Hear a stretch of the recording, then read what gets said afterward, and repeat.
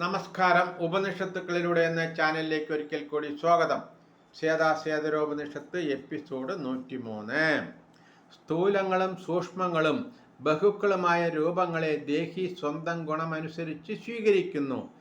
ക്രിയാഗുണങ്ങളാലും ആത്മഗുണങ്ങളാലും അവയ്ക്ക് സംയോഗഹേതു മറ്റൊന്നാണെങ്കിലും തത്വജ്ഞാനികൾ അത് മനസ്സിലാക്കിയിട്ടുണ്ട്. ഹൃദയഗുഹ മധ്യത്തിൽ അനാദിയും അനന്തനും സൃഷ്ടികർത്താവും ബഹുരൂപനും ജഗത്തിൻ്റെ ഏക കാരണകർത്താവുമായ ദേവനെ, അതായത് ആത്മാവിനെ അറിഞ്ഞ് എല്ലാ പാപങ്ങളിൽ നിന്നും മോചിക്കപ്പെടുന്നു.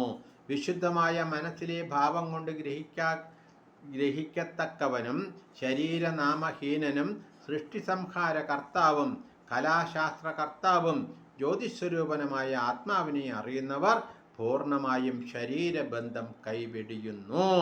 ചില കവികൾ, അതായത് ജ്ഞാനികൾ, ജഗത്തിന് കാരണമായ സ്വഭാവത്തെ പറയുന്നു.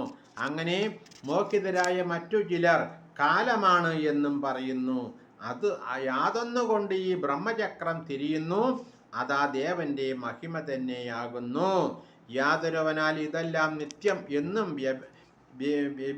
വ്യഭിച്ചിരിക്കുന്നു. യാതൊരാൾ ജ്ഞാനസ്വരൂപനും കാലത്തിൻ്റെ കർത്താവും സർവഗുണ സമ്പൂർണനുമാകുന്നു.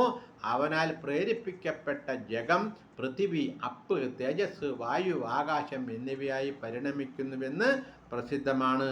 അത് ചിന്തിച്ച് ഗ്രഹിക്കേണ്ടതാകുന്നു. നമസ്കാരം. അടുത്ത എപ്പിസോഡിൽ